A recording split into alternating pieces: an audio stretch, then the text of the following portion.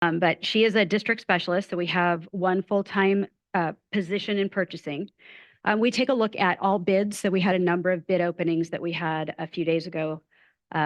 Small work, maintaining professional rosters. So for example, if we don't have a position or we have extra work that comes up or there's some type of flood or other damage in the district, we're able to jump in real quickly and try to find support for that. Our department does an awful lot of P-card management, certainly much less than there was before. But now with our new approval process, which means that any school site or any other department that wants to use a card has to go through a process of making sure that they've got it ahead of time and that they're signed off. That goes through the purchasing department as well. We still have Amazon business accounts, all the purchase orders across the district. This is cutting in and out. I can sort of hear it. Can anybody else hear it? Hear you. Okay. New office manager training, because there's so much of being an office manager that really ties to purchasing and understanding what you can purchase and when and how you go about doing that. There's a lot of time that's spent doing that. And then inventory, everything that we're going to surplus. So we go back and we take a look at board policies to see what needs to be disclosed and how. And then we still have a limited number of district cell phones, but monitoring the cell phones and making sure that those bills are paid on time as well. Next slide. I want to give a shout out to Eric Olson. He is in our warehouse and he's our warehouse lead there. That department currently has 3 staff members. It used to be 5. And with our reductions across the district, this is a department that has reduced personnel. Most of the food and nutrition products go through this department. And you can see here from these numbers that we're expecting an increase, a projected increase this year of about another 17,000 meals. So not a whole lot more inventory that's going to go through that department. But certainly that's a lot of meals and a lot of work that comes through our warehouse. Next slide. You'll see some pictures of the print and mail center as well as the print shop. Next slide. Huge shout out to Lynn Yanagita. She's the lead back there in the print shop.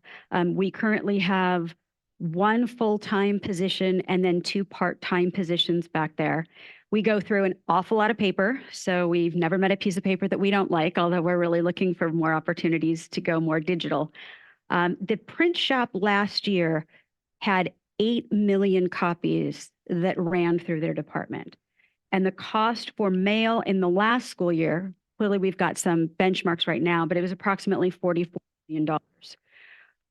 One of the things on the next slide that I think is really important, because these conversations have come up around the district, is, does it make sense to have a print shop?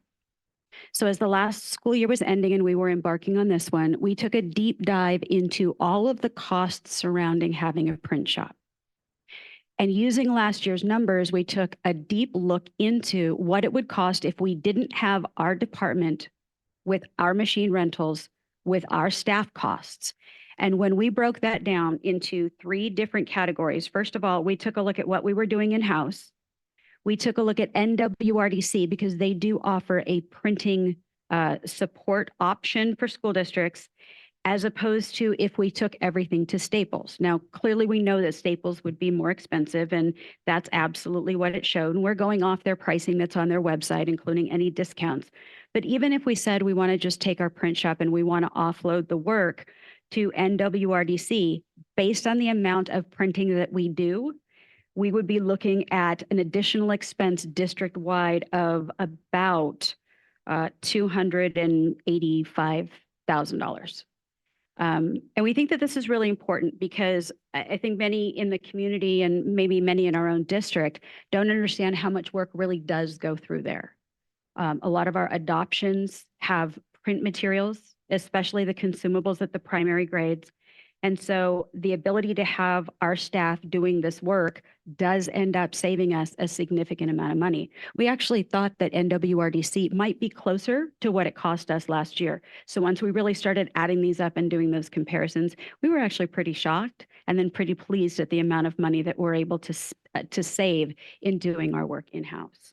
That's it for this presentation. I've covered all those departments, but happy to engage in any questions that you might have. I don't have any questions right now. Director Davis?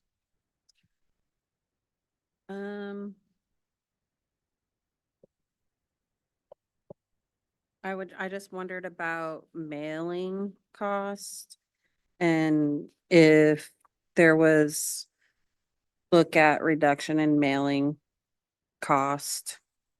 Like by doing, I know you said you're trying to go digital, but emailing. Yeah, why don't I see if I can get more information and be able to break that down into maybe some main categories of what it is that we do mail out? Yeah. Sure. Just curious. Be happy to follow up. But it does make sense, the in-house significant savings. Yeah, I'm glad you broke it down, because I do remember the conversation we had last year around the NWRDC and, sending some of our work there, if it made sense to offload some of the work that we did in-house here to have them do it since they're already set up and we already work with them. Because we have our own print shop, are we still using NWRDC to some extent? I don't, are we? Oh, that's true. They print all of our payroll checks, Okay, but that's really not in the category of what we're talking about. okay. Yeah. So it's just minimal. All right. Correct. And then I assume in the last line, or second to last line item, where it says, or third, monthly lease cost of machines in the print shop. So the machines are leased and all the maintenance is paid through by that lease. We don't, because I don't see any maintenance fees or costs for toner or fixing broken printers or replacing broken printers. Would you want to join me? Oh, sure. Come on up. As a matter of fact, we've been working over multiple emails over a couple of months now on printing charges to make sure that those were accurate and cleaning that up as well. Yeah, our contract with Rico encompasses all the toner and any fixes that are not our own fault. So if someone breaks the machine, then they're responsible.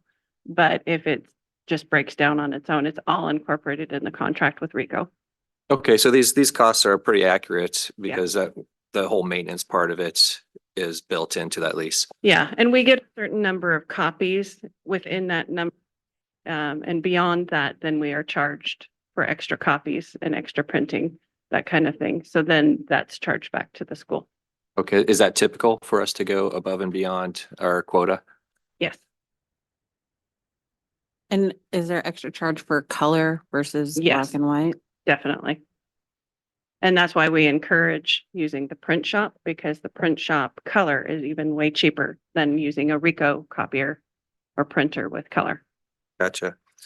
Is there, I know I'm kind of getting granular here, but is there a lease option for if we're historically going over our quota to have a contract in place with a higher number of copies printed so that we don't get charged extra? Is there like a cost analysis that we could do on that? It's very possible that's more in Lynn's area of expertise than mine. Just something to look Gotcha. into. I mean, because if we're constantly going over, then maybe we should look at the next data plan, right? Yeah. If that makes more sense. Yeah. We'll look into that. Yep.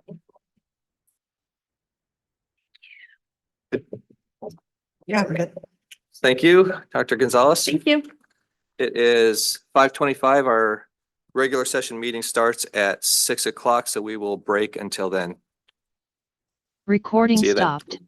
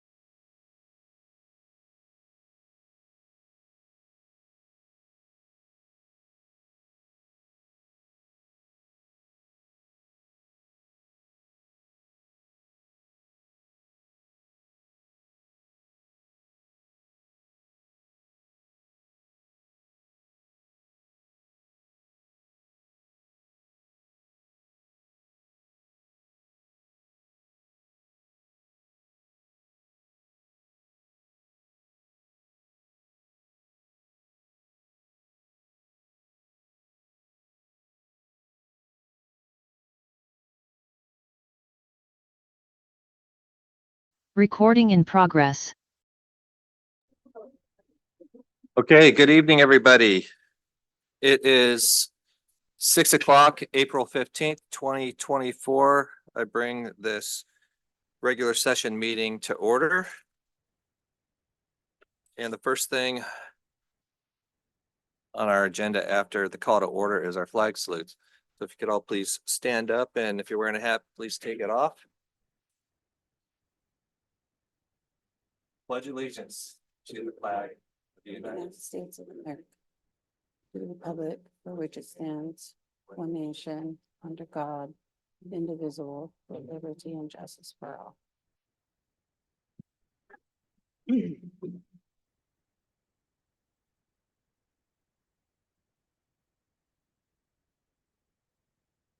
We acknowledge the original inhabitants of this area, the Snohomish people, and their successors, the Tulalip tribes. Since time immemorial, they have hunted, fished, gathered, and taken care of these lands.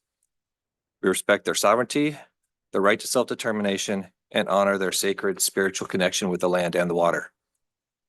We will strive to be honest about our past mistakes and bring about a future that includes their people, their stories, and voices to form a more just and equitable society. At this point, I would entertain a motion for the approval of the agenda.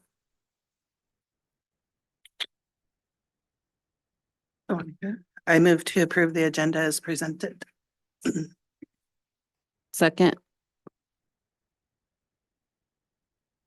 We have a motion and a second. Any conversation?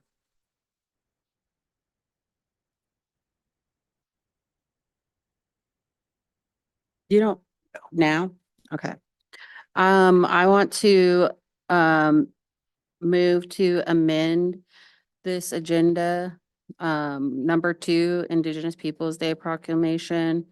I propose that we omit in this motion, simultaneously with Columbus Day, so that it reads, I move to approve proclamation for second Monday in October of each year to be acknowledged as Indigenous Peoples' Day in Marysville School District in recognition of the diverse cultures, language, and traditions of Indigenous peoples that have profoundly shaped our nation's history.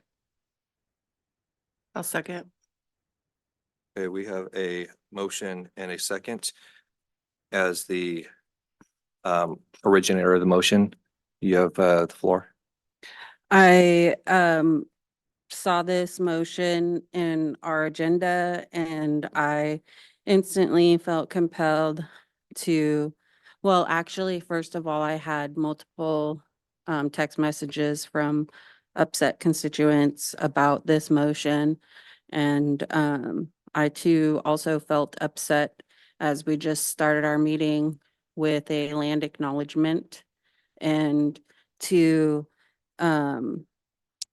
move forward with simultaneously celebrating Columbus Day. I felt that's kind of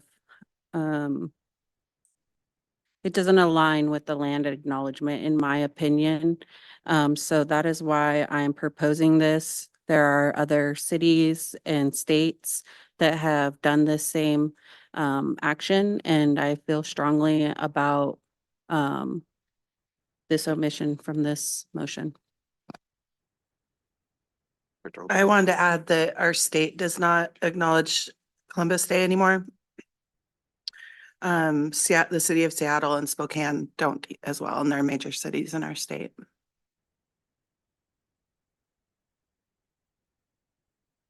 Do we have a vote? Yeah. All in favor of the motion or the amendment? Aye. Okay, motion passes. Get that, Jane? Okay, Moving forward, yes, please. I have another amendment to motion number 3, which would omit Columbus Day from our calendar, our published school calendar. Okay, we have a motion on the table. I'll Do we have a second. I'll second. We have a motion and a second. Discussion? Same as Same. before. Yeah, same discussion. I feel like this is a point that I honestly feel like we should have already been at, so. Yeah, I'd like to add my support to it. There's a lot of Native kids in our schools that I feel would also really appreciate this. And it's, yeah. Thank you, James. Okay, all in favor? I, Thank you. All right, moving on to item F on the agenda, Superintendent's Report presented by Superintendent Dr. Zach Robbins. President Reinhardt, members of the board, this is Zach Robbins for the record. As you know, many of our staff and students were out on spring break recently. I hope the break was restful and rejuvenating for our school community. We have been working hard to ensure the soundness of our instructional core in the Marysville School District. We have engaged our staff and worked to ensure our students experience uniform, exemplary teaching and learning. Thank you to all of the staff who are working together to ensure that our students receive a high-quality education, no matter where they are in the district.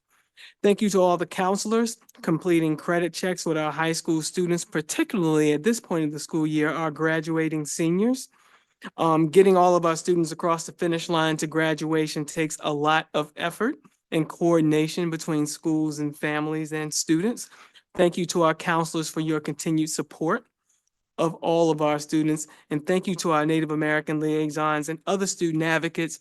Last year, these folks had well over 2,000 contacts with students. And those are just the ones that were recorded. And I know that our Native American liaisons and advocates are on track to do the same and exceed those numbers this year. So thank you for your continued support of our students and your support of our families. And that is my report. All right, thank you, Dr. Robbins. Moving on to item G, communications reports. So staff, student, community recognition. So today we've got the Seroptimus Students of the Month presented by Shannon Murray, our Seroptimus representative. Shannon, come on up. Looks like our April recipients are going to be what, Sarah Reed and Abraham Castaneda? Yes, yes, my name's actually Ellen Dockendorf. I was the interviewers of the Students of the Month. So yeah, thank you so much. Is Sarah, is she here today? Hi, Sarah, come on up. Oh, you look beautiful. This is Miss Sarah Reed. She is our April Student of the Month. She goes to Marysville Getchell. And she is an absolute, another amazing, amazing student.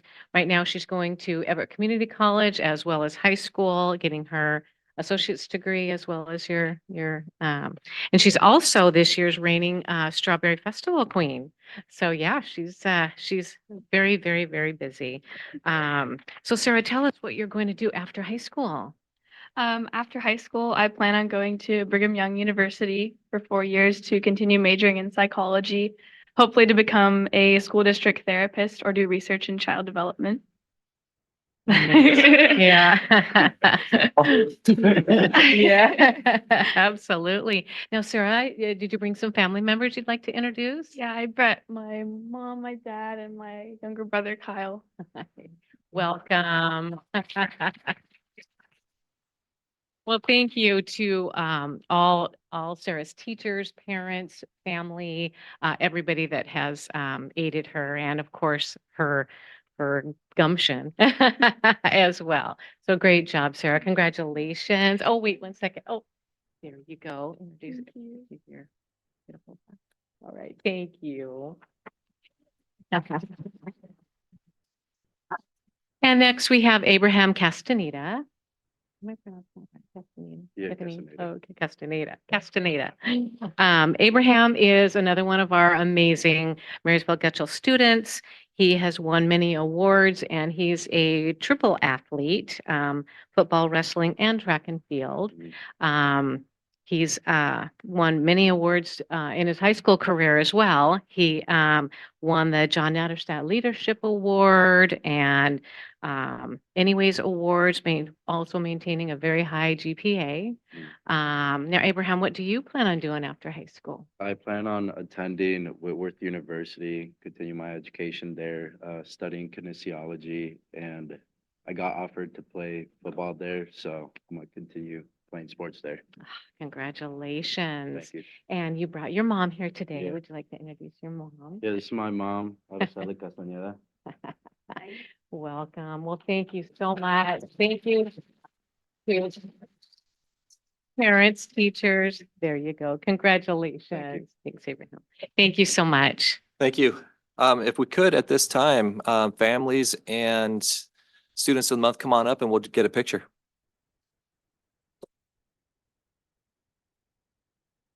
We're here.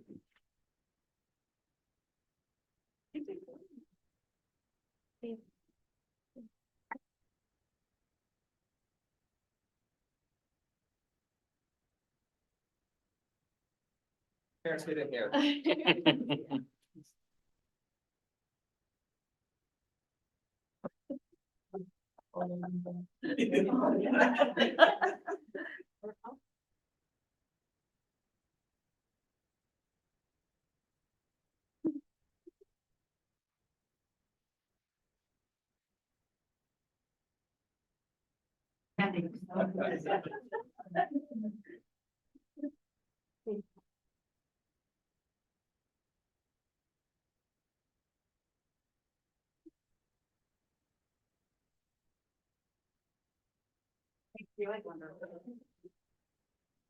Congratulations again. Good job.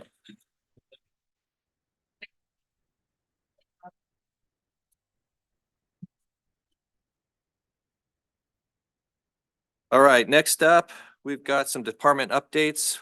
Go ahead and Alvin, we'll start with you and work our way down. Thank you so much. As I mentioned earlier, it is staffing season, so HR has been involved in staffing along with finance, elementary and secondary. And well, actually, all of us are working on it. I'm going down the list. MLL and special ed, we've all been working to make sure we get our numbers right and make sure that is as least disruptive to the district as possible.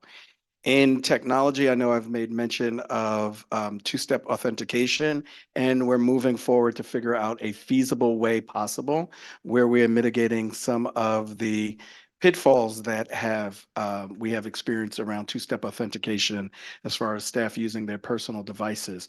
There are various ways that we could address that so we can make sure that the district's network and computers are more secure, for lack of better words, or securer.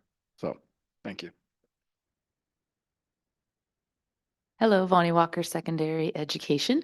And as Alvin just mentioned, we have been spending our last 2 weeks working on adequately and efficiently staffing those secondary buildings. I wanted to take a chance to just make sure that I thank the amazing team that I get to represent, and that is the building principals in the secondary. They've been working collaboratively, flexibly, creatively, and along with this team right here, have really done a lot to, I think, help our district move forward through these, tight times that we are in right now. I also got the opportunity to have the first of our 5 meetings this year with our Guaranteed and Viable Curriculum Committee on Friday afternoon. Again, I would like to say hats off to those staff that want to sit with me on a Friday afternoon when it was sunny outside. And we do a lot of movement in the meeting. I promised them that we wouldn't sit too long. But we began our work in aligning and articulating that secondary curriculum that Dr. Robbins spoke about. We're going to do that for each grade level and each content area in the next few years. We have staff from all 7 of our secondary campuses, along with representation from ELA, math, science, social studies, and music. We also have a middle school and a high school principal on the team. So that really gives us some diverse representation, very dedicated people that want to do what's best for students in the district. So again, a great group. What we did when we were there this first meeting time was really just defining what a GVC is, how that works for the Marysville School District. And then also we began to explore all the different things that we're going to need to do in these next coming years, which I will be getting you guys some of that information soon as to how we're going to roll out our plan to really make a culture shift in how we do things here. So excited about our work. Thank you.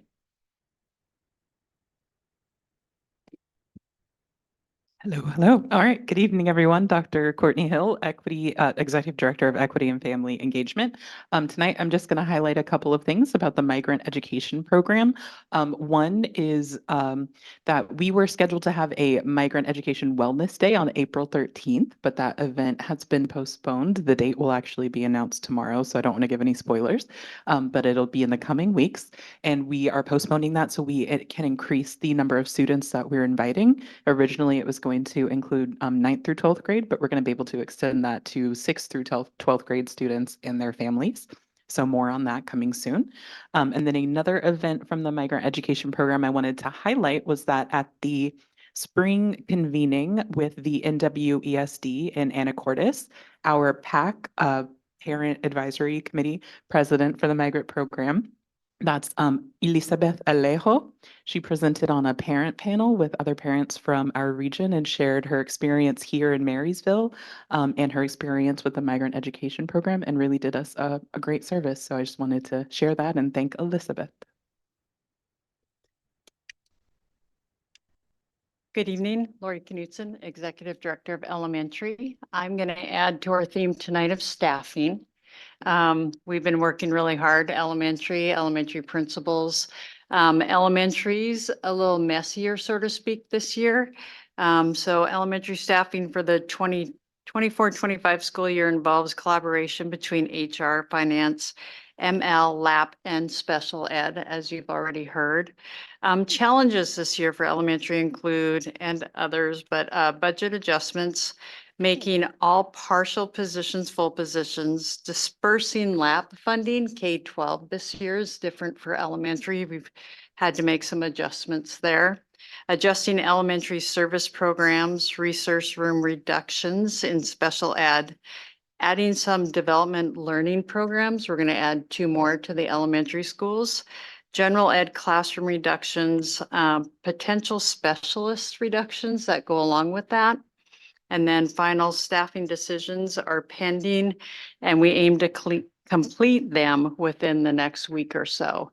We are looking at our title LAP numbers one more time, and then I'm working closely with Courtney to make sure we have full positions in ML and not partial. And all that is really a little messier, a little different for some of our elementary principals this year. So as we continue through the staffing journey, if you have any questions, let me know. Good evening, Dr. Lisa Gonzalez, Executive Director of Finance and Operations. First, a shout out to OSPI. We received our waiver back from the QCT water main break that we brought to, it was either the last board meeting or the one before that. And it was about a 2-week turnaround, and I've never seen anything happen that quickly. So I just want to put that commendation out there. That was fabulous. We're looking at the potential of perhaps consolidating software solutions in both the IT department and facilities in order to save money across the district. So that's something that we are exploring. We had a couple of bid openings last week, specifically around totem seismic work for the summer.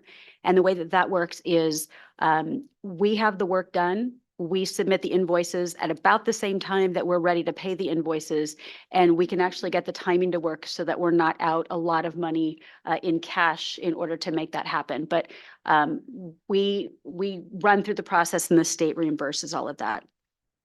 We're actually also looking at a food service model and a potential change. And so the way that food service has worked in Washington up until this point is you either operate your food service department by yourself or you have another company that does all of that work for you. And there are some other states, including California and Oregon, that have more of an a la carte model. And so we've been talking to Sodexo about some of the work that they had done in other states, and they have helped the state of Washington come up with an a la carte model, which basically means that you can have consulting services and you can pick and choose what it is that you would like to have, as opposed to some of the other approaches where every single meal, a certain amount of money is taken off for management of the contract. And so we are taking a look at moving that potentially forward. And I'm grateful to have Radine Lindsay, who's working with that with me. And then finally, we had a budget committee meeting that was scheduled for last week that we are going to reschedule in light of the fact that we had board presentations and a plan due tonight. Thank you.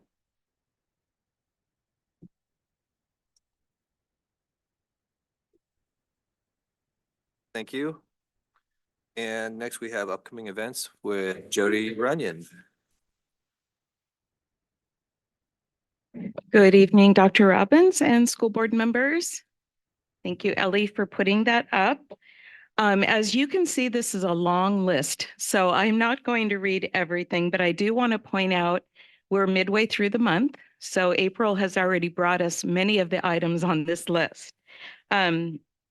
Today's Purple Up Day. I've looked around today and saw lots of purple, so that's pretty exciting. And I just want to point out a few other things on the upcoming events. So this week is Public Schools Volunteer Week. As you know, we can't do it without our volunteers, and we are so thankful for them.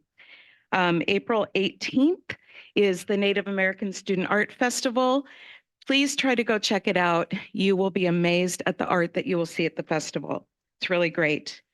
Our April 20th board coffee with constituents has been postponed. Schedules are just not cooperating right now, so we're looking for a new date and that will be posted.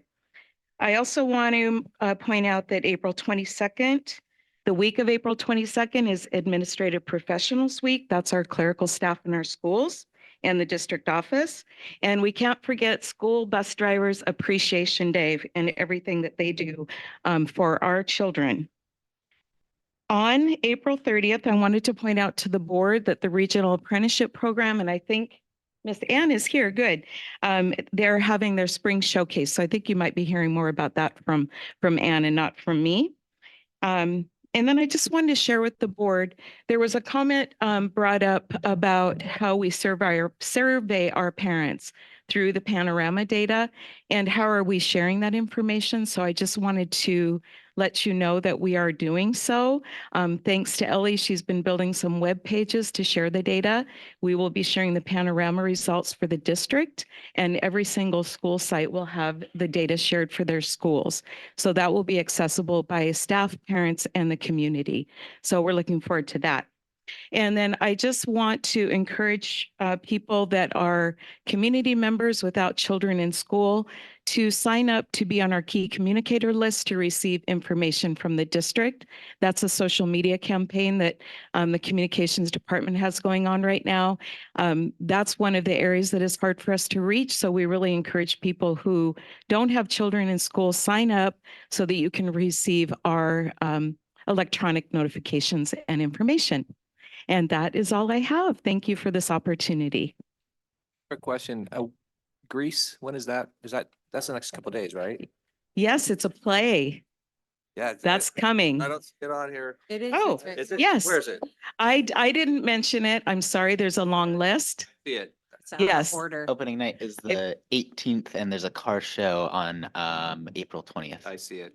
Thank you, Jimmy. And it looks pretty exciting. They just sent me a promo video today that we'll be sending out with the kids performing, and they've got it down. So The presentations here are amazing. So anybody listening or in the room, if you don't have tickets, get them. Yes. It's very much worthwhile. And our senior gold card members, folks can also sign up for that. Our senior citizens, they get in for free. So if you're not a senior gold club member and you qualify, please sign up. Lots of benefits with that. And we'd love to have you in our schools. Thank you so much.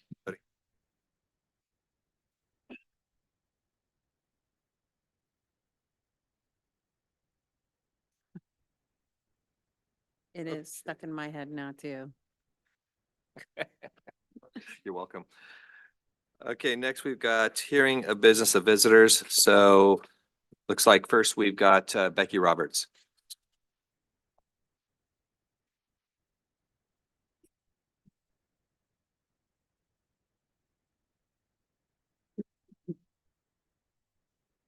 Good evening, President Reinhardt, Board of Directors, Dr. Robbins, and community members. My name is Becky Roberts, and I am the president of the Marysville Education Association. I am speaking tonight on the agenda item number 7, Reduced Educational Program and Reduction in Force. I am once again here to talk about the lack of collaboration, communication, and transparency surrounding decisions being made by district leadership. During the past few weeks, as the district leadership has been dealing with staffing in buildings, I have continued to ask about potential cuts to certificated staff. With the debacle of certificated staff cuts in the 2 previous years, it was important to be proactive so I can ensure that the district follows the collective bargaining agreement, and so I would be able to answer questions from certificated staff when those questions arise. To my surprise, when I read the board agenda for tonight, I saw that there was a reduced educational program and reduction in force resolution on the agenda that I knew nothing about. Contractually, I must be notified, but in the spirit of being collaborative and transparent, I should have known about this. I still know no details about how the cuts will be made. I did have a conversation today with Dr. Robbins regarding this topic, but I believe it is essential that the board understand the gravity of this situation and how important it is to communicate with your labor groups when decisions such as this are made. It is everyone's responsibility, including yours, to make sure that there is appropriate communication and collaboration. Marysville students, families, and educators are joining together to demand accountability in our school district. When we stand together, we have the power to make our schools places where every student, staff, and community member feels safe and welcome. MEA is united for our students because Marysville deserves better. Thank you. Thank you, Becky. We've got Chris Davis online. Chris, are you there?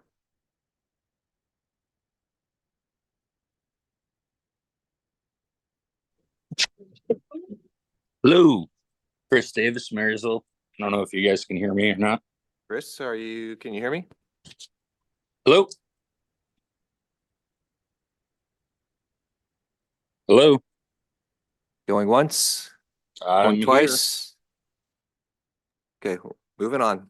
Really here. Chris, if you can hear me, please submit your comments in writing to the board and we will all review it. Okay. Okay, next on the agenda is the approval of minutes. At this time, I would entertain a motion. I move to approve the consent I move to approve the work study and regular session minutes of March 18th, 2024 as presented. Second. We have a motion and a second. Any conversation? No. All in favor? Aye. All right. Motion passes. Okay, moving on to the consent agenda. I would entertain a motion. Move to approve the consent agenda as presented. Well, second. We have a motion and a second. Do we have any conversation? Well, I would just say that to note that there were some very significant donations. Did you want to read through it? Sure. Foster Hearts in Memory of Penny and Mark Jensen Trust. They gave a gift to McKinney-Vento Trust. And this is a monetary gift and is to support our students who are facing homelessness. This gift is a $70,000 gift. And this is pretty amazing. It's very significant and I just really feel very thankful for that. And MG Green and Gold Booster Club shoot away machine for the boys basketball team. And that is a $2,550 gift. The contact person is Rudolph Grand Boyce, and I'm sorry, the McKinney-Vento gift from Foster Hearts in Memory of Penny and Mark Jensen. The contact person for that was Deanna Bashauer. And Kellogg Marsh PTA, monetary gift for gym PE wall mats of $2,519. And that is Carmen Moeller. In Molina Healthcare of Washington gifted to Kellogg Marsh Elementary gift cards for primetime family events to promote engagement and participation in primetime family events, $495. Carmen Moeller is that contact person, and these are gifts of $75,000, almost $76,000, and we're just very appreciative. And I just want to say Teaguet Seed to all these donors, and I raise my hands to them for making sure that they're taking care of our kids and promoting engagement and participation. This is amazing. Yes, thank you so much. It's incredibly generous and yeah, it's amazing to read through some of these donation sheets every board meeting and just the big hearts that are out there. So thank you. Thank you very much. There's more than a few requests for travel. And it looks like every single one of those is covered in budget or by grant. A lot of good stuff going on, a lot of development and good things for the kids. It looks like there might even be a kid win challenge thing in there, which looks really exciting. Mm-hmm. Any further discussion on the consent agenda?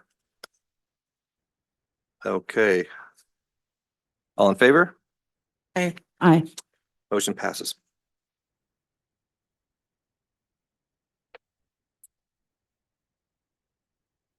Okay, moving into the board action section of the agenda.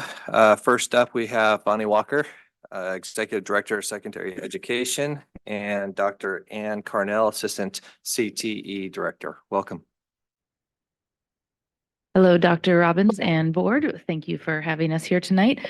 We're bringing forth to you an action item. This is a $150,000 grant that has been applied for through the Snohomish County, and they have awarded us this grant. It's in process. We'll be good with it, but it's really exciting. It's bringing us some simulation equipment that will help our students in the RAP program be able to learn how to operate heavy machinery. So I'm not going to go into too much more because I have Ann right here who'll be able to speak a lot more to it, and I know she will be able to answer your questions. But ultimately, we are going to be asking that you approve the purchase of these items through that grant. Ann, go ahead. Good evening, Ann Carnell, Director for the RAP program, and just curious if you have questions, how can I answer them? And tell us about this this CM Labs Vortex Edge Plus training simulator. So as you may know, Regional Apprenticeship Pathways is open to students from across Snohomish County. Students that are current juniors and seniors attend the program along with Everett Community College students. We have pathways for all the different trades and the unions in the area. And so one of those is with the Operators Union, and an opportunity for students to be able to get hands-on with heavy equipment is not something that is readily available in our program. We don't have cranes and dump trucks, side loaders, those kinds of things available. So this technology will allow students to get hands-on experience with that. And it's the only platform that's currently in use. And at the Operators Union, JATC, here in Washington State. And so they recommend this particular platform and they use it in their training center. So it would make sense that our students would know how to use the same system so that when they go to apply for the Operators Union, they would have hands-on experience with those same machines. That is super cool. Do we have a motion? I move to approve the purchase of CM Labs Vortex Edge Plus Training Simulator Systems for RAP as the sole source provider. Second. We have a motion and a second, and now we can discuss it a little bit more freely. Sure. Any comments from the board, Beth? I just love this program and thank you for all the work that you do with it, because not every student wants to go to a four-year college. And we know the value of supporting the trades because they can't go away. We need these people. So this is really cool. Thank you. It's my honor to do this work. Awesome. Yeah, I just echo that, same sentiment and, this is pretty awesome because I have some of my son's, buddies who are actually in the, operators, union and they wait, um, a significant amount of time to just like get on somewhere. And so I'm curious if there's any type of direct cert involved in this, like specifically for the heavy operators union. We don't have a direct entry MOU in place currently. Adding this platform will be a step in the right direction to getting us to that point. And do they get like, so they use this in their union training center? Correct. So I'm curious if they'll get like hours towards a certification using this, like especially if it's junior seniors, right? Correct. That's 2 years of working in a simulator. That's pretty amazing. That's pretty significant amount of hours. Yes. So I love it. That's awesome. Thank you. James? Good. It, every time a new technology comes through, especially, and it seems to center a lot of times in our CTE or our RAP programs, it blows my mind. There's that dissection table up at Getchell where you can literally do a dissection virtually as if a person and an animal was laying right there. So now that we have the capability to simulate heavy equipment use and how to handle all the hydraulics and everything that go with those various big pieces of equipment is amazing. And I think that taking our CT and our RAP programs that much further ahead using technology is just an amazing thing. And the fact that you got a grant for $150,000 to support this program is amazing as well. So thank you. Yep. I think we know how this is going to go. All in favor? Aye.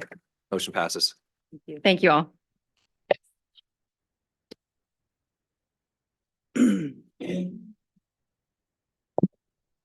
Item number 2, Indigenous Peoples' Day proclamation. We had an amendment. Yep. And so if you could please move forward with the amendment in mind. Yes, sir. Good afternoon. Good evening, Board of Directors, Chairman Reinhardt. I come before you with a proclamation for Indigenous Peoples' Day on the second Monday of October. Acknowledging Indigenous peoples seek to honor the original inhabitants of the land and their rich culture. It celebrates the resilience and promotes the more inclusive understanding of the history since Indigenous people have inhabited the Americas since time immemorial. The proclamation reads, whereas the Marysville School District Board of Directors recognizes that the indigenous people of the lands that would later become the United States have occupied these lands since time immemorial.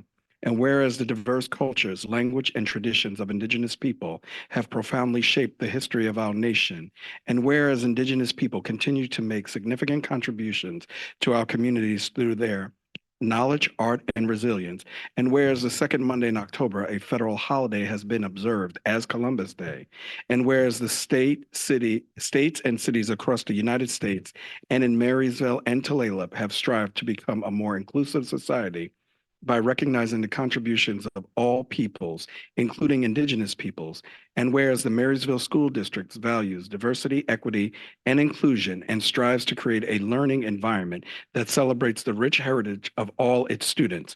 Now, therefore, the Board of Directors proclaim the second Monday in October of each year to be observed as Indigenous Peoples' Day in the Marysville School District. On this day, we encourage all students, staff, and families to learn about the rich history, cultures, and ongoing contributions of Indigenous people. We strive to create a more inclusive learning environment that honors the diverse experience of all our students. Proclaim this 15th day of October, 15th day of April, sorry about that, 2024. Thank you, Alvin. Do we have a motion? Yes. I move to approve the proclamation for the second Monday in October of each year as Indigenous Peoples' Day in the Marysville School District in recognition of diverse cultures, language, and traditions of Indigenous people that have profoundly shaped our nation's history. I'll second. We have a motion and a second. Conversation? I don't have any more to add than what I have said. I would just say, woo, I don't know, I just feel happy about it because I didn't realize I'd get so emotional, but the fact that, as an Indigenous woman and, somebody who grew up going through this school district and working for this school district for almost a decade, and that it's 2024 and that we're finally, doing something that is in, not that we haven't, but about celebrating Columbus Day that has felt so, it's a racist holiday and it's felt that way for so long. So thank you for bringing this forward and thank you for seconding my amendment, Beth. James? Yeah, I don't have much more to say, but it's a great thing. Thank you, James. Yeah, it's been a long time in coming to add Indigenous Peoples' Day to the calendar. All in favor? Aye. Aye. Motion passes. Thank you. And so the follow-on to that is the proposed 2024 school year calendar presented by Alvin Cooper, Executive Director of Human Resources, Good, and Jody Runyon. and Jody Runyon. Okay. We're both here together. Good afternoon, Director Reinhardt, Dr. Robbins, members of the board. I come before you with a proposal 24-25 school year calendar in accordance with policy 2220. The proposed 2024-2025 school calendar is presented for board review and action. This calendar provides start date and end dates, holidays, non-schools days, draft conference days, grading, semester and trimester days, and breaks to help family and staff with early planning. The calendar will be revised, including Friday early release dates, specific conference dates, and slow start dates for grades 6 and 9.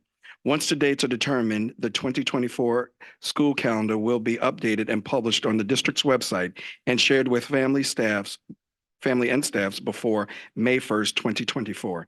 In addition, collaboration with the bargaining groups, we extend to bring a perpetual calendar for the 2025-2026 school year at the next regular session board meeting. The calendar was developed in cooperation with representatives from each bargaining group, MEA, SEIU 1012, PSC, and MAA. Got it all. You did awesome. I'm so glad. I just wanted to add that it was great to team on this calendar and to work with our bargaining groups. It takes a lot of eyes on the calendar to make sure that we cross all the T's and dot all the I's and we don't miss anything. We will make that adjustment for Indigenous Peoples' Day. And also, you'll note that there's a new layout this year. So we're excited to kind of take some feedback on that. From what we've heard so far, people like the layout. But I do want to just reiterate, this calendar right now is draft. So we always know when we publish a calendar, everyone runs with it, but we want to get those extra dates added on once that work is finished up. And so that will be coming out as soon as possible and hopefully no later than May 1st. But thank you, and we are excited to be able to move forward with this. All right, do we have a motion? I move to approve the 2024-25 school year calendar with the amended strike through of omitting Columbus Day. I'll second. We have a motion and a second. Conversation? Discussion? Good, James? All right, all in favor? Aye. Motion passes. Thank you. Thank you.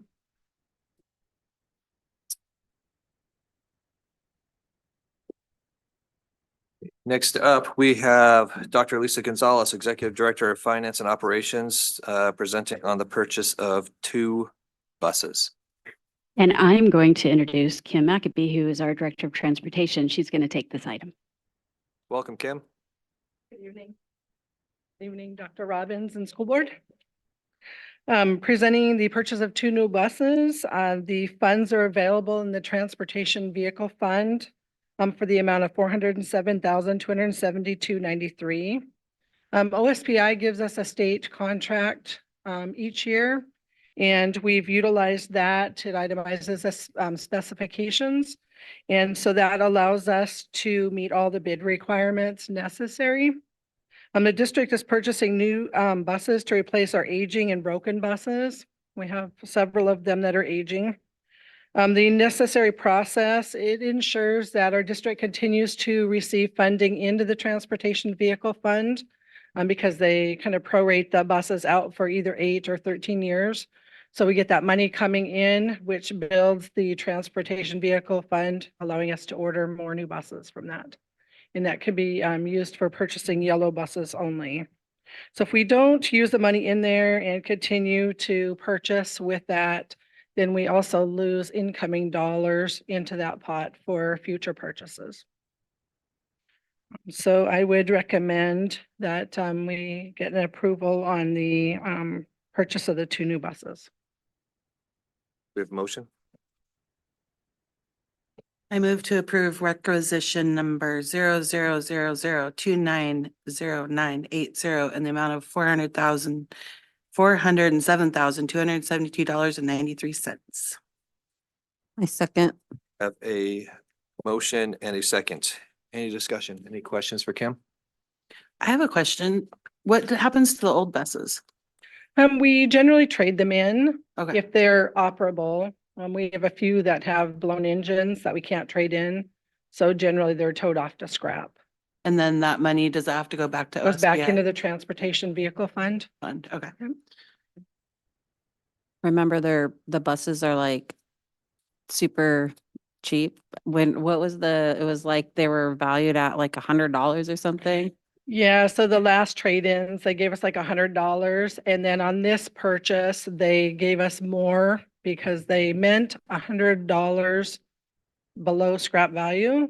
So I challenged them on it. And so there's a discount on this purchase to accommodate the $3,000 that we should have received for them. I was gonna say scrap metal is more than $100 for a Yeah. bus. Right, yep, yep. James? No? You don't care about buses anymore. Yeah, I think I believe my comment last time was, have you tried OfferUp on Oh, people want to live in them now. these I'm- tiny home I'm currently buses? looking for a car on Craigslist, so maybe post on there. I think we've had some discussion about Murphy's auction site is just, a couple blocks from transportation now. Yeah. So the process there might be something like we have to pay them $100 to clean it, but then they auction it off. So I mean, shoot, if you even get like $1,000 or $2,000, that's more than 100. yes, right. My math correctly. Yep. One question is, so there's some initiative, in Olympia for electric buses and school districts. I know that doesn't have anything to do with this purchase order here, but is that kind of on the planning horizon?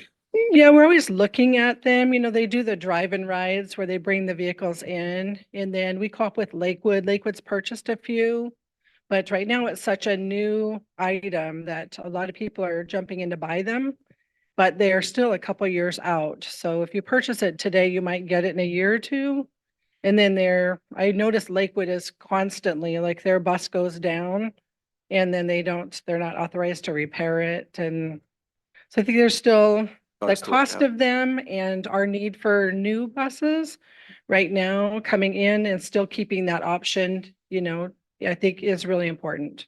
I think there'd have to be some infrastructure in place as well. There would be, and I think there's grants out there available, but generally you pay up front for the bus and then the grants reimburse you. And so we might have enough to purchase like 1 or 2 instead of like 4 to 6 buses. So I think it comes down to, our community need right now versus getting an electric bus. Yeah, it would probably be a matter of like waiting for state legislation to like fund them or force them to force us to buy them rather than, because they're probably not going to be economical. Also, the right to repair issues, like you mentioned as well. Right. And there's, they're sharing a lot of information about, the tires on them have to be a different type of tire and the batteries are expensive. And they're saying you get 100 miles, but not in the winter and not on hills. So there's a lot of terrain. I'm learning a lot about it, but not enough to make that full decision. Sure. Well, keep us up to date. I will. Thank you. Thank you. Any further discussion? No, I actually think it might be a good idea to look into the auction possibility, just to see if it could help revenue in that area. I don't know. That's all. Agreed. Yeah. Agreed. All in favor? Aye. Passes. Great. Thank you. Thanks, Kim. Okay, next up, high school ASB and athletic fee grant program, Dr. Lisa Gonzalez. Thank you, Board of Directors. This is an annual requirement that we are to bring forward and have the board approve. Districts have to have a district policy in order to waive ASB and extracurricular fees for students who are part of the free and reduced meal program. We have 3 out of our 4 high schools that have the appropriate number or percentage or higher of students who are low income and actually qualify. So MP, Legacy, and Heritage are the 3 schools that are eligible to participate this year in the ASB Athletic Fee Grant Program. Thank you. Do we have a motion? I move to approve the high school ASB and athletic fee grant program. I'll second. We have a motion and a second. Any questions for Dr. Gonzalez?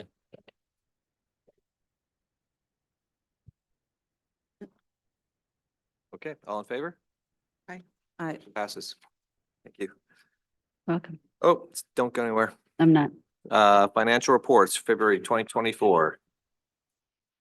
So we have a presentation that we're going to pull up, and all we've done in this presentation is take some of the information from the pages that you have that are attachments, and we just put them up, copy and paste it into slides. It's a little easier than having Ellie and team go through and try to find the exact pages.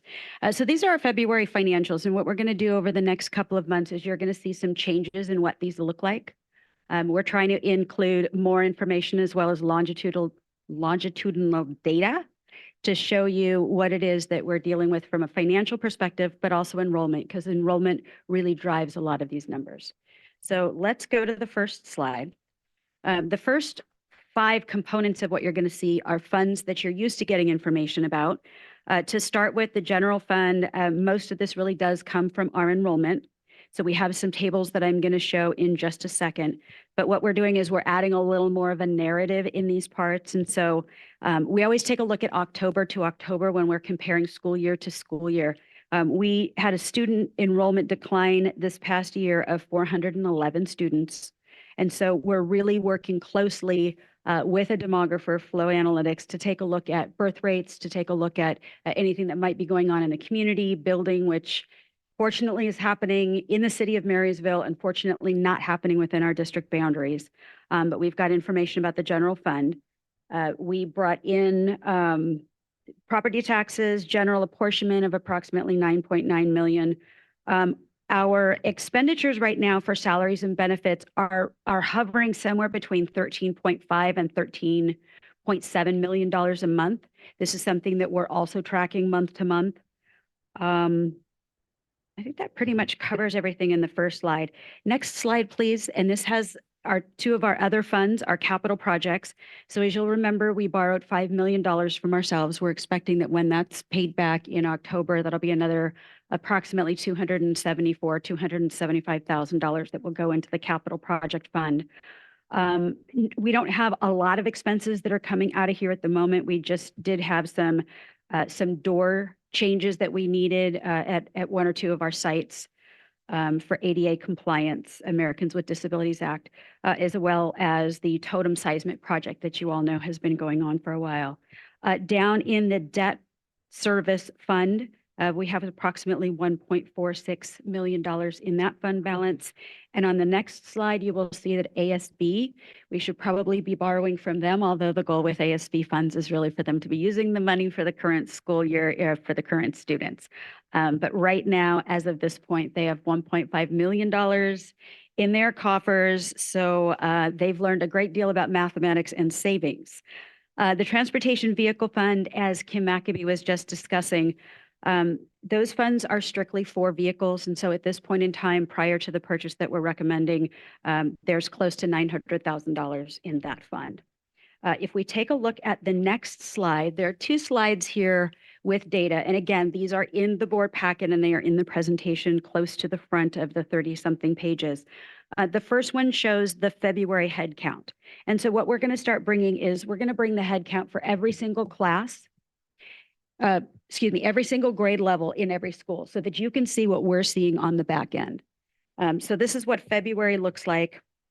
And then if we take a look at the next slide, this is our head count building to building to building, but it's the progression from September all the way through March. And so again, the important month for us to take a look at is October.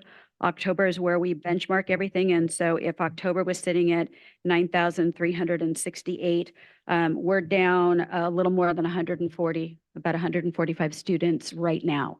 And so this is a number that we're going to continue to watch because the enrollment projection for next year is 213 students, a decline of 213. So we're hoping that it comes in much lower than that 213, but every month that we get new information, we're going to continue to bring that to you.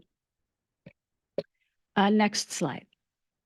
So this is a slide that's a little newer. We want to thank our colleagues over in Lake Stevens because this is something that they share with their school board and their community every month. And what this shows is it shows cash flow and ending fund balances. If you look at the green one that's on the very bottom is where we are this year. It stops at February, which is where this report does a snapshot in time. The broken lines that you see in black for the remainder of the year are what we are estimating, a lot of that based on what last year's numbers were and where we think that they will end at the end of this year. And then everything above that has the backup documentation. And so these numbers that you see on the very top, it has to do with the revenue that we're bringing in, but below that, you can see where our payroll has changed month to month. You'll see that it's changed from approximately 12.9 million to where we were in February at 13.6. So we've got it benchmarked that approximately 13.8 million will be what we see for the rest of the year. And as each of those months come in, then we adjust the months beyond that if there is much more of a variance. The same exact thing with AP. AP is accounts payable. This is the money that goes out for everything other than salaries and benefit and support of our staff. And so there's been some fluctuation. September is always a big month because we're starting the school year. As we had mentioned at a prior board meeting, February has typically been our big month. It's when we start the second semester. It started a little earlier this year. And so we saw that bump in January and then February dropped, but we're still sitting at a little over $2 million. Likely from here on out. So that's another number that as we bring this forward every month, that number will change and the graph below that will change as well. The next slide is simply our monthly ending fund balance. We're including the last 3 years in this as well, but you're able to see that the line that has the dash would be 0. And so we have an ending fund balance most of the months so far, with the exception of September and October, but they've all been right at 0 or right below. So we are continuing to look at where our monthly ending fund balance is as well. And we hope that these tables and putting them at the beginning and at the very end make it a little easier for you to see. All of the backup documentation that typically goes with this presentation is behind that as well. And I'm here and I think Susan is here. Maybe she left. That would be a good thing. Happy to answer any questions you have. Thank you. Do we have a motion? I move to approve the February 2024 financial report.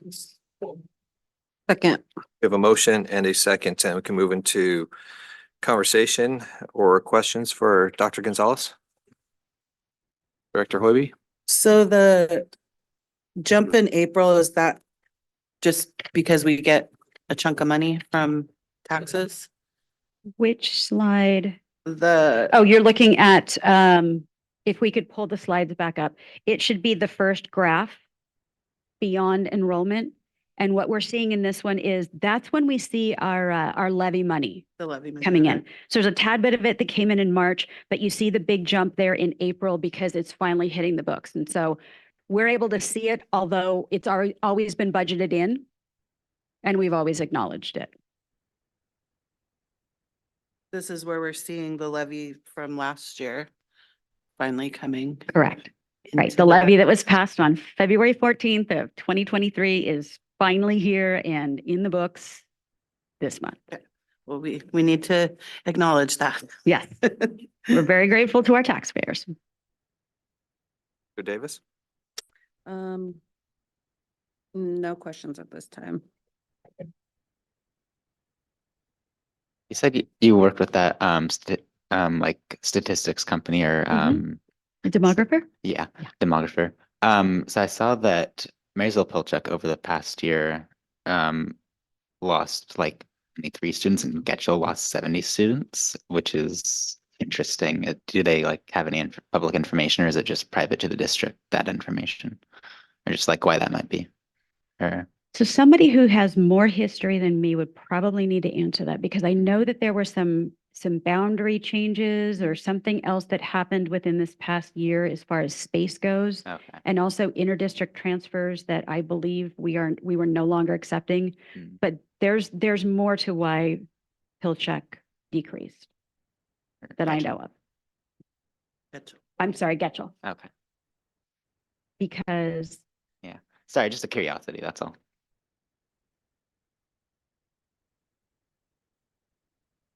you want to turn the mic on? I can definitely look this up more specifically for you, but in general, high schools tend to have some attrition in their numbers with their seniors. Either they're finishing early, they're going out and doing different things. So it's not unusual to see they may have pathed out early. I can get you some specifics on why that change happened. Yeah. I'm actually more impressed when I looked and I saw MP stayed still. That's not normal for a high school to stay still. So Yeah, that's why I was just curious because Getchell dropped significantly in MP. which is and pretty that's- normal. Yeah. That looks more familiar than the MP. Yeah.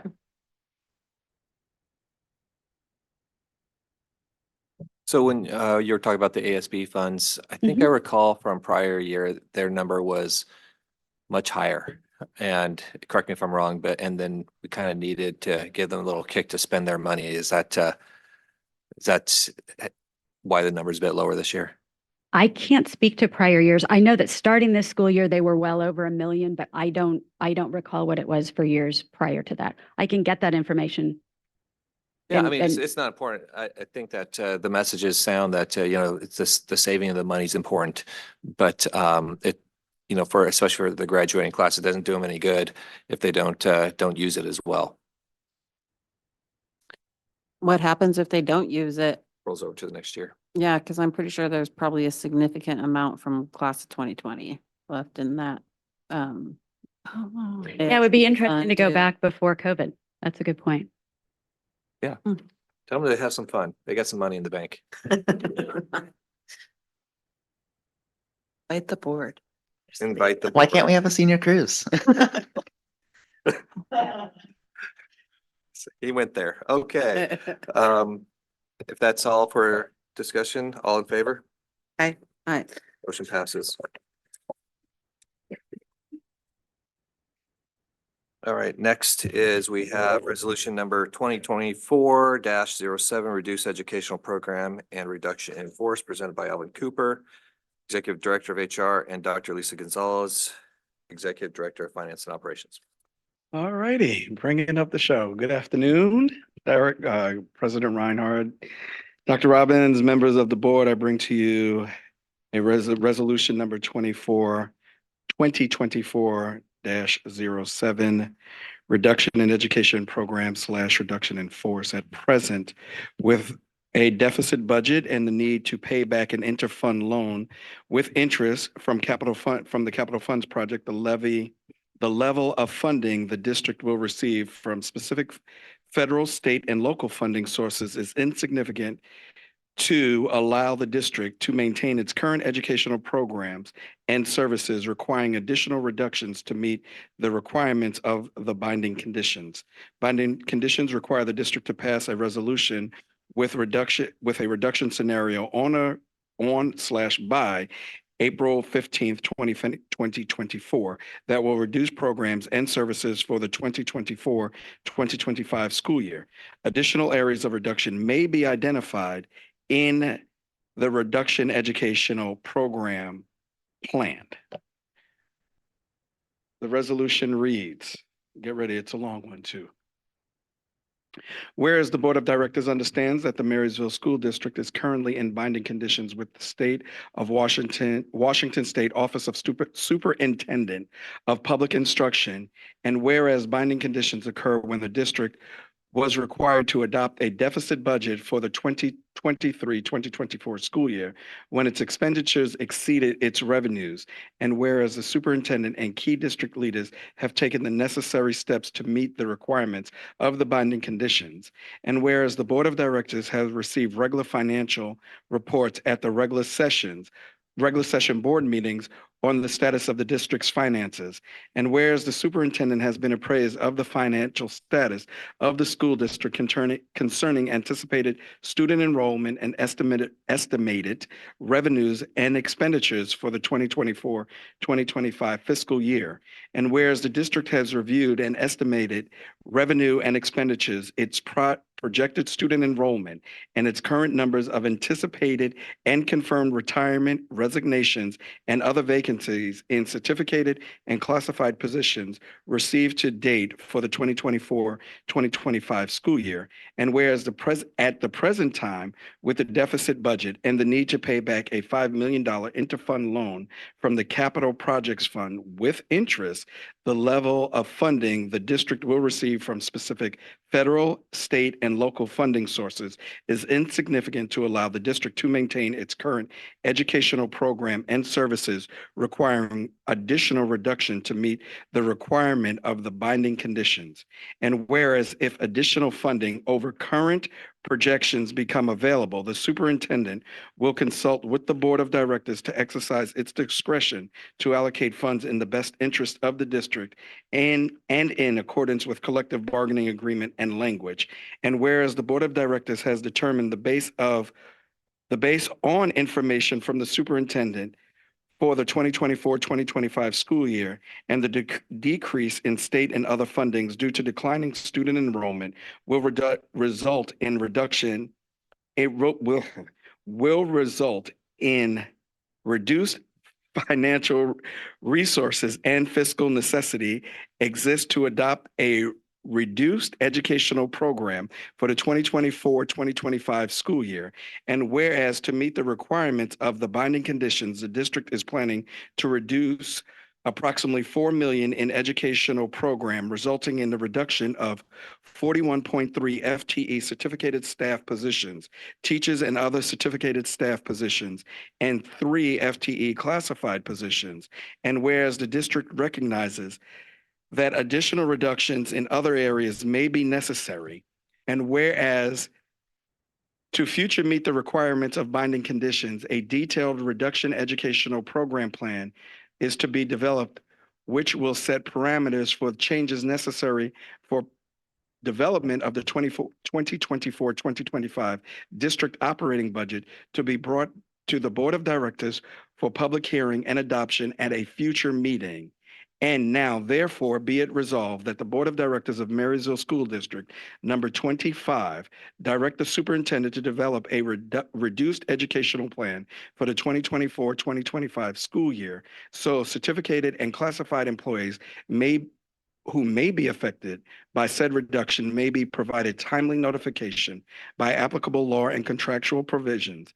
The reduced educational plan will be presented to the Board of Directors at a special meeting on April 22nd, 2024, adopted by the Board of Directors of Marysville School District Number 25, Snohomish County, Washington, at a regular session public meeting held on the 15th day of April, 2024, Marysville School District Number 25, a state of Washington municipal corporation. Hold on for the ride. That was a mouthful. Yeah. Yes. Do we have a motion? I'll do it. I'll do it. I move to adopt resolution number 2024-07, which provides official notification of the intent to reduce certificated and classified positions and directs the superintendent to develop a reduced educational program plan to be presented at a special meeting of the Board of Directors on April 22nd, 2024. Second. We have a motion and a second. Questions, conversation, discussion? Yes. So we have to pass this tonight based on direction from OSPI. Do we have a calendar from them on when certain things need to take place, or is it kind of as we go? They have given us some directions, and in the letter that they wrote to us, this was one of the benchmarks. Okay. So there'll be so actually this was the primary benchmark, quite frankly. And then what about our labor unions? Have they been given this information? So right now, as our MEA president has said, there has been that she did not receive the information. So which that was definitely not our intent. But I know there has been a lot of discussions just about the fact that we have to reduce in the district. We'll make sure that we do better in notifying our labor groups. Right. Because the more that they can plan, I suppose, the better for everybody. Correct. And that's why in the collective bargaining agreement, there are certain deadlines that we have to do things by so that we can be thoughtful. And then how will this affect ML and LAP? We're gonna stick with the numbers that we need to serve our students. I'll defer to Mr. Cooper and Dr. Gonzalez on that, You want to take it over? ML? or Dr. Courtney. No, it's all right. My feelings aren't hurt. I need a minute. Sorry to put you on the spot. No, you're not putting me on the spot. I've been, like everybody else talked about staffing, I've been doing it too. So our intent is to staff based upon the student enrollment that we have in each school building and make sure that staff is equitably dispersed throughout the district so that we are meeting our students' needs. And then we'll also be providing some clarified instructional models to school principals to make sure that they have access to that information to share with their teaching staff. And this is being done with the support of OSPI. Okay. I'd also like to add a little more in that. When those of us that arrived in the district arrived and we really started working with the ESD and with OSPI and taking a look at how things had been budgeted, there were specific budgets including Title I, LAP high poverty, and TBIP. And every single one of those budgets was overspent. So there were allocations that were not accurately dispersed to school sites based on the number of students they had and proportions that had to take place that are legal requirements. But on top of that, allocations were significantly overspent by many school sites. We've identified what those issues are, and as a district leadership team, we have addressed those. And one of the terms that we have continued to use is that we need to live within our means. We don't have a lot of extra funds that we can put into supplementing a lot of necessary programs. We've got to cover the necessary salaries that already exist in the district. So we are making sure that we are properly proportioning the funds out based on the allocations of students in schools. But as Dr. Hill just mentioned, services will look different. Okay. That's all I have for now. So some of I'm curious about the number of reduced FTE, certificated FTE, and if the resignation and retirement list that we received there's about 20 on that list, and if that is a part of that number or if that is an addition. Part of, Okay. part of. And then, I would also just want to put on record and note that I want to like reflect what we're saying, like the MML and LAP programs, that we need to make sure that we're looking at the needs of our most vulnerable populations and making sure that we're providing equity, opportunity for these students that are our most vulnerable population. But I also wanted to just make a note that as we continue to move through this process, that we have a very concerted effort to be collaborative and transparent. I want to make sure that we're addressing these concerns that we keep continuing to hear, and that includes our bargaining groups and all of our other staffing and community and parents. Some that we find a way that we're doing this in a way that it feels inclusive and that people's voices are being heard. Thank you, Director Davis. James?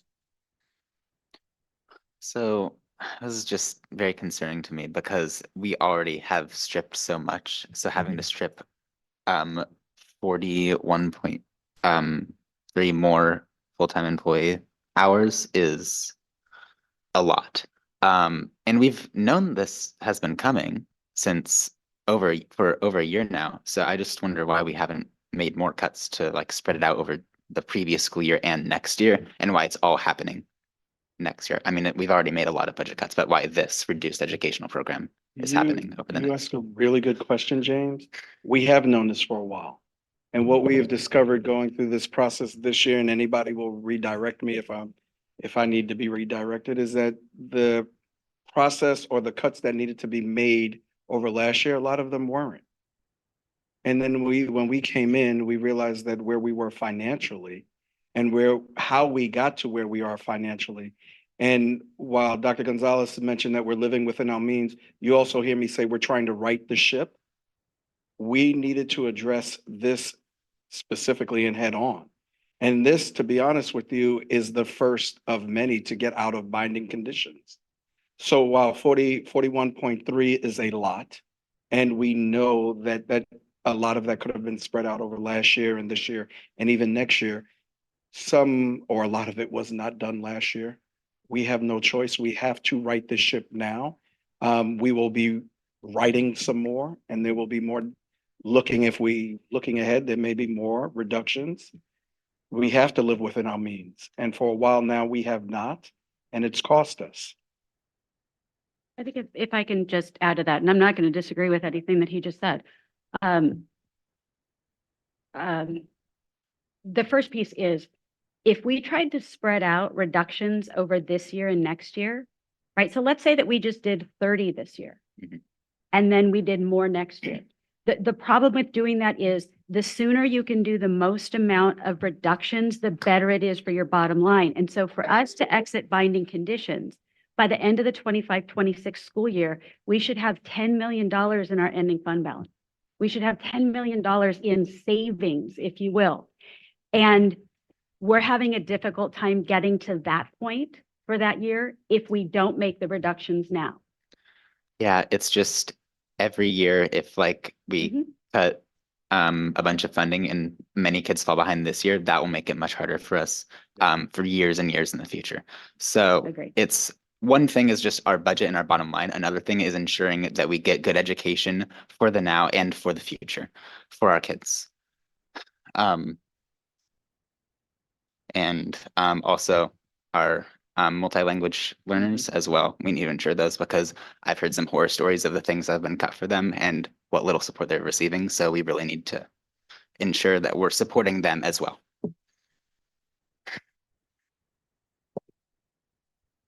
Thank you, James. Very insightful. Thank you. Most of my questions have been answered. I would like to say thank you to one owning up earlier the lack of communication. We need to make sure that our labor groups are on pace with our planning. And that starts with good communication. So my expectation is a very thorough and detailed presentation on the 22nd. All in favor? Aye. Motion passes. You.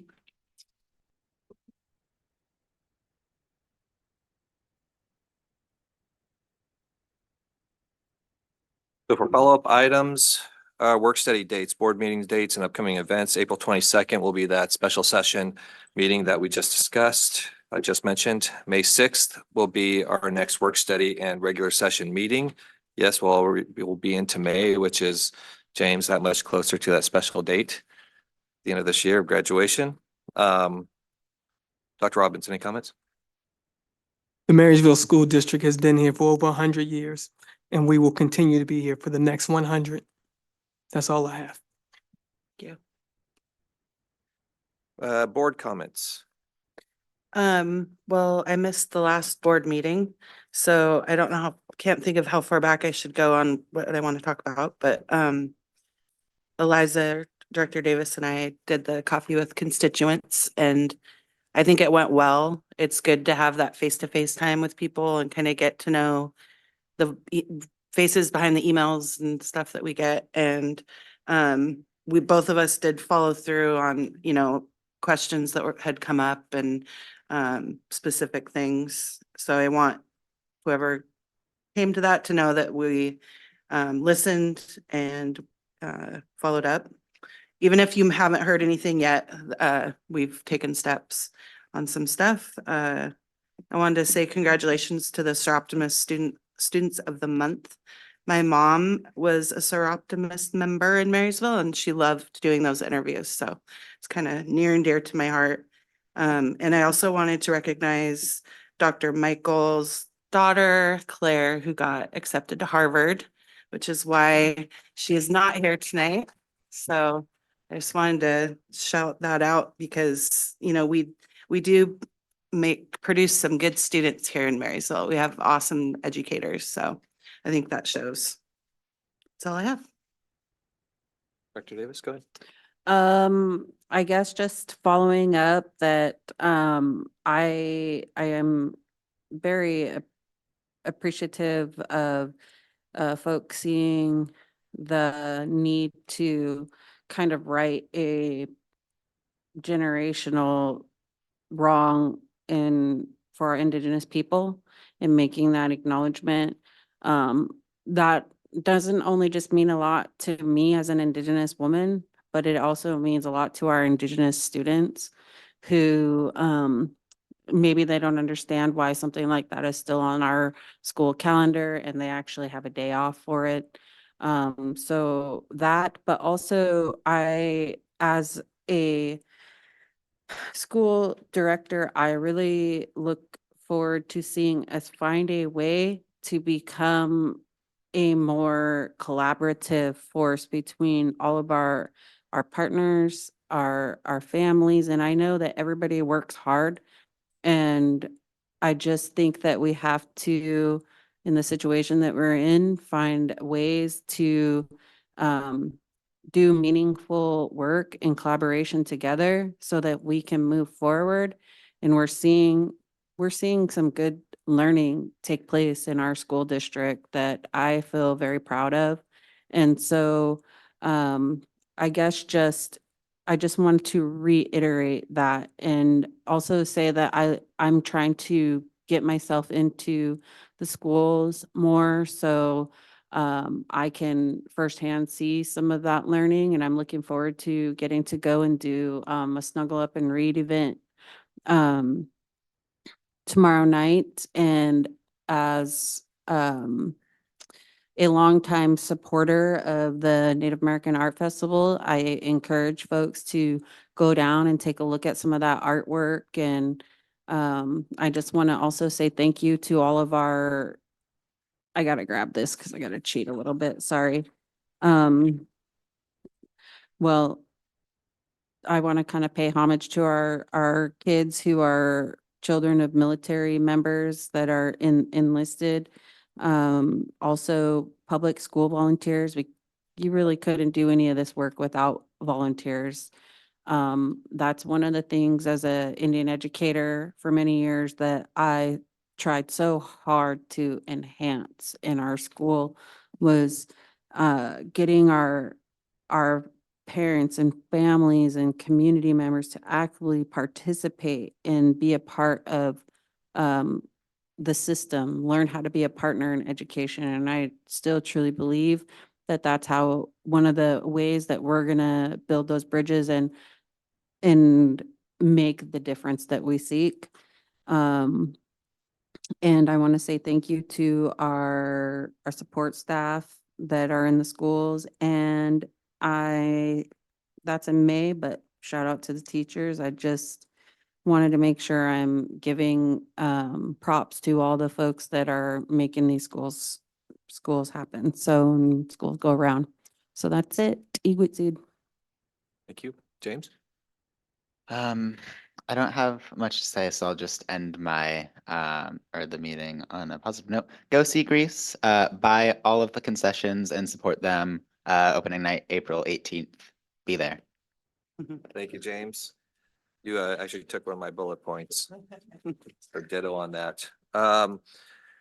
Yeah, so Director Davis mentioned spending more time in schools, coming up here fairly soon, whether it's this year or starting with the beginning of next year, start taking these meetings back to our school road trip. That'd be great. For the record, Jane, Kristen, of course, she's back to Harvard with her daughter, and Connor is at home with a sick wife taking care of the kids, so both are excused. You had mentioned, Dr. Gonzalez, you had mentioned the a la carte opportunity with Sodexo. I'd like to learn more about that, and when you get to that point, see the delta between what we've been experiencing with a kind of a unified contract versus what we can expect with a la carte contract moving forward.